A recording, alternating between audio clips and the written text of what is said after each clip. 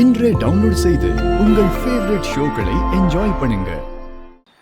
அந்த கனிக்கு கொஞ்சம் தண்ணி ஊத்துமா. பாத்து கொஞ்சமா அடடடடா. இலே உடங்குடி வீட்டு பொம்பளை பிள்ளைங்களா அம்மியில மஞ்சள் வச்சு அரைக்கிறது பார்க்கும்போதே எப்படி சந்தோஷமா இருக்கலாம். நீ சொல்றது சரிதான் சண்முகம். எப்ப இந்த மஞ்சத்தூள்ல பாக்கெட்ல வர ஆரம்பிச்சதோ அப்பவே வீட்டுல இருக்கிற பொம்பளை பிள்ளைங்களா இந்த அம்மிகளை தூக்கி வெளில போட்டாங்க. ஏதோ பாலடைஞ்ச கோயில் சடங்கு சாங்கியம் அம்மிகளுக்கு கிடக்குது அம்பிடுத்தேன்.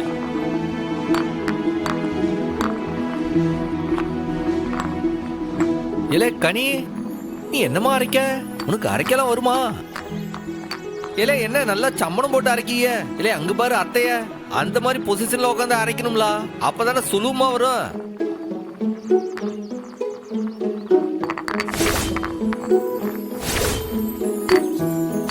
அங்க பாரு அங்க பரணி டாக்டர்மா பாரு நல்லா சாப்பிடுற மாதிரி சம்மணம் போட்டு உட்காந்து அரைக்கா. சரி கமான் சீக்கிரம் யாரு நல்லா பாஸ்டா இருக்கீங்கன்னு பாப்போம். வேக வேக ஸ்லோவா அது. இல்ல ரத்னா என்ன ஸ்லோவா இருக்க பாஸ்டா?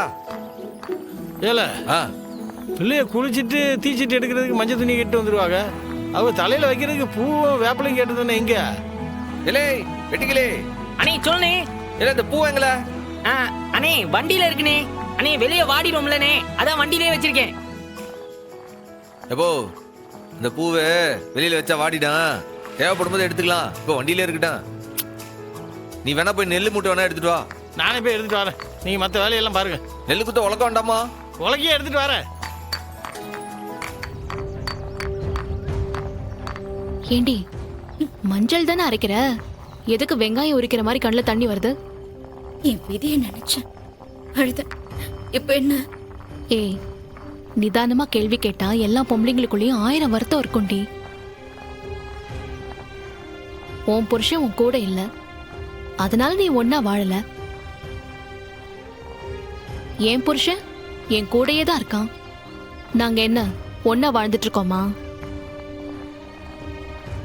அம்மா வாழ்க்கையை எடுத்துக்கோ, அதுலயும் 1000 சிக்கல்.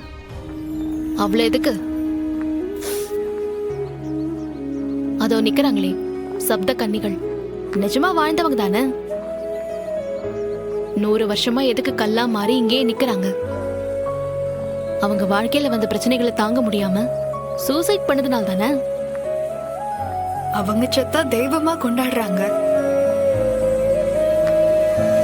நமக்கெல்லாம் அப்படி கொடுப்பன எதுவும் கிடையாதுக்கா. இருக்கிறத வச்சு வாழ்றது எப்படின்னு கன்னிமார சாமியை பார்த்து கத்துக்க. அம்புட்டுதான்.